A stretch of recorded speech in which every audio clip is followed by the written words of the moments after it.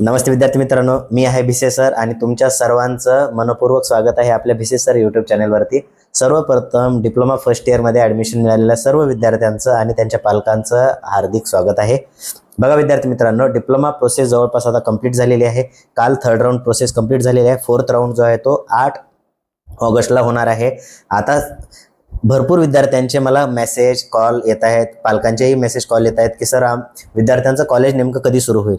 ठीक आहे, कॉलेज कधी सुरू होईल, त्याचबरोबर विद्यार्थी क्युरियस आहेत की सर फर्स्ट इयरला गेल्यानंतर आम्हाला कोणते विषय आहेत शिकायला नेमकं। ठीक आहे, त्याचबरोबर पहिल्या दिवशी आम्ही कॉलेजला ॲडमिशन केल्यानंतर त्या ठिकाणी काय होईल नेमकं पहिल्या दिवशी, या सर्व प्रश्नाचे उत्तर मी तुम्हाला आजच्या व्हिडिओमध्ये देणार आहे। आणि शेवटी प्रत्येक डिप्लोमा विद्यार्थ्यांसाठी एक महत्त्वाची घोषणा देखील मी करणार आहे, त्यामुळे तुम्ही या चॅनलवरती नक्की। विद्यार्थ्याच्या मनातील पहिला प्रश्न हा की कॉलेज कधी सुरू होईल। तर विद्यार्थी मित्रांनो, प्रत्येक कॉलेजचा अकॅडमिक कॅलेंडर वेगळा असतो।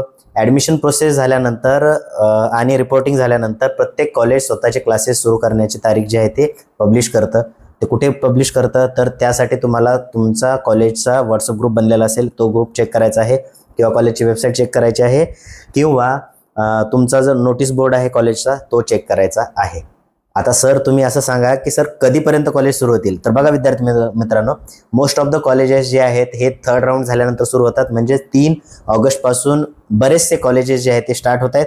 आता मॅक्झिमम डेट जी आहे ती 10 ऑगस्ट पर्यंत तुमचे सर्व कॉलेजेस हे सुरू होतील, कारण 8 ऑगस्ट पर्यंत चौथा राऊंड पण तुमचा संपणार आहे। ठीक आहे, तर 10 ऑगस्ट पर्यंत बरेचसे कॉलेज सुरू होतील। जर तुम्हाला तुमच्या व्हॉट्सअप ग्रुपवरती मेसेज आला असेल तर तुम्ही कमेंट बॉक्समध्ये मेन्शन करा तुमचं नाव, तुम्हाला मिळालेलं कॉलेज आणि आपली जे ॲडमिशन रिलेटेड आपण टेस्ट सिरीज सुरू केलेली होती त्याचा काही बेनिफिट झाला का तुम्हाला, तसं कमेंट बॉक्समध्ये तुम्ही मेन्शन केलं तर चांगलं वाटेल। पुढचा प्रश्न विद्यार्थ्यांच्या मनात असा आहे की सर आम्ही ॲडमिशन घेतल्यानंतर फर्स्ट सेमिस्टरला आम्हाला विषय कोणते असतात नेमके। तर विद्यार्थी मित्रांनो, तुम्हाला फक्त पेपर देणारे 3च विषय असतात, त्यातला पण एक विषय हा ऑनलाईन असतो, म्हणजे MCQs दिलेलं असतं, तर ABCD टिक करायचं असतं कॉम्प्युटरवरती। त्यामुळे फर्स्ट सेमिस्टर जे आहेत सर्व विषयांसाठी तुमची ब्रँच कोणतीही असो, तुमचे सब्जेक्ट जे आहेत ते सर्वांचे सारखेच असणार आहेत। यामध्ये बघा, पहिला विषय आहे तुमचा बेसिक मॅथमॅटिक्स, ठीक आहे, दुसरा विषय आहे इंग्लिश, त्याला कम्युनिकेशन स्किल पण म्हणतात, आणि तिसरा विषय आहे बेसिक सायन्स। बेसिक सायन्समध्ये अर्धा पार्ट जो आहे तो फिजिक्सचा आहे, अर्धा पार्ट केमिस्ट्रीचा आहे, आणि हा पेपर जो आहे बेसिक सायन्सचा हा ऑनलाईन होतो।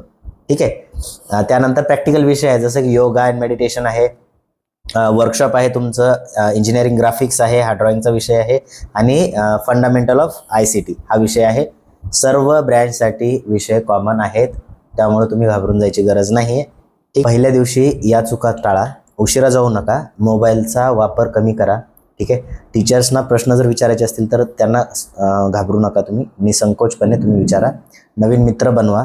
ठीक आहे, आता बघा, सुरुवातीचा जो पिरियड आहे त्याच्यामध्ये तुम्हाला नवीन नवीन मित्र बनवावे लागतील, कारण जोपर्यंत तुम्ही बोलणार नाही तोपर्यंत तुम्हाला समजणार नाही की आपली ट्युनिंग कोणासोबत मॅच होते, आणि आपल्या जो काही स्वभाव आहे त्या स्वभावानुसार तुमचे मित्र त्या ठिकाणी बनवायचा प्रयत्न करा।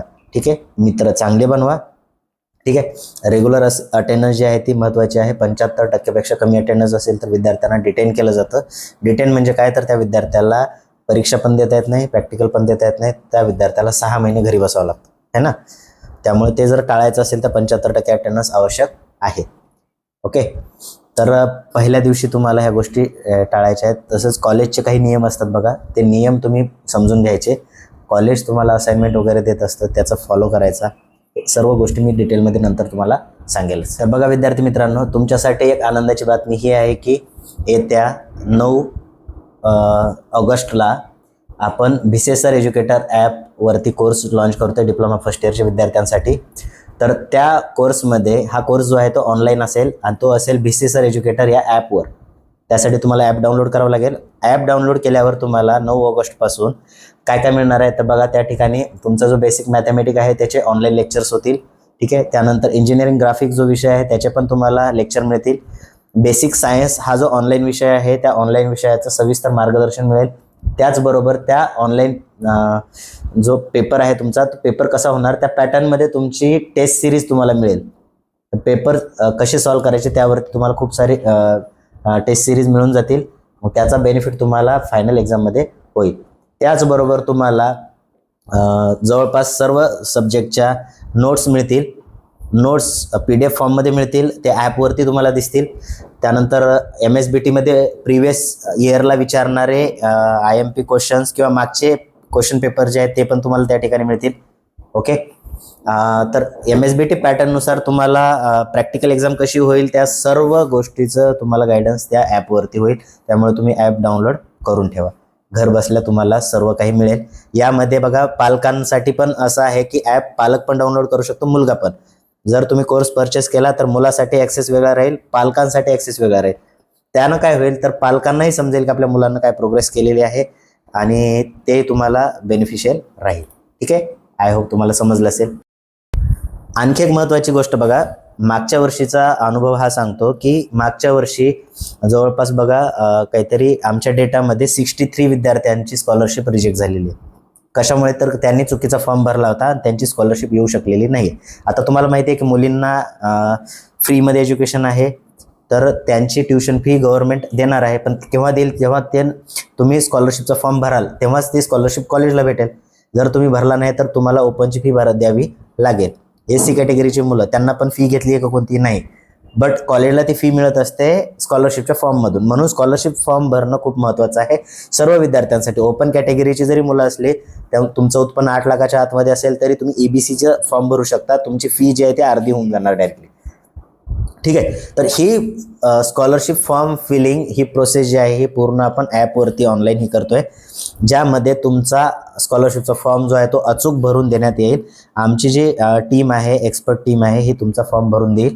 ठीक आहे, आणि त्या टीमद्वारे तुम्ही स्कॉलरशिपचा फॉर्म भरल्यानंतर कोणत्याही प्रकारची अडचण आली तर डायरेक्टली तुम्ही कॉन्टॅक्ट करू शकता. ओके, माझं त्या ठिकाणी पर्सनली लक्ष राहणार आहे.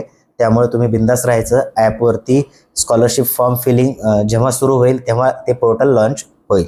ठीक आहे, तर बघा विद्यार्थी मित्रांनो, आज आपण जाणून घेतलं की कॉलेज कधी सुरू होणार आहे, फर्स्ट सेमिस्टरमध्ये कोणते सब्जेक्ट्स असतात, पहिल्या दिवशी कॉलेजला काय होणार आहे, पहिल्या दिवशी कोणत्या चुका टाळायच्या आहेत, BC सर एज्युकेटर ॲपबद्दल पण समजलं. तसेच स्कॉलरशिप फॉर्म फिलिंग सर्व्हिस जी सुरू केलेली आहे आपण त्यावरती पण आपण डिस्कशन केलेलं आहे. जर हा व्हिडिओ तुम्हाला उपयोगी वाटला असेल तर लाईक करा, शेअर करा मित्रांसोबत आणि ॲपला डाउनलोड करायला विसरू नका. जर तुम्ही चॅनल सबस्क्राईब केलं नसेल तर सबस्क्राईब करा आणि तुमचं डिप्लोमा फर्स्ट इयरमध्ये जर ॲडमिशन झालं तर कंप्लीट होण्यापर्यंत सर्व गायडन्स तुम्हाला ॲपवरती भेटणार आहे. ठीक आहे, जर तुमचा सोबतचा मित्र असेल त्यानं जर याच्याशी रिलेटेड नसेल तर तुम्ही त्याला पाठवू शकता व्हिडिओ आणि आपण पुढे भेटूया लवकरच. व्हॉट्सअप ग्रुप जर जॉईन केला नसेल तर तो पण करून घ्या, लिंक डिस्क्रिप्शन बॉक्समध्ये आहे. भेटूया आपण नेक्स्ट व्हिडिओमध्ये. थँक्यू आणि ऑल द बेस्ट.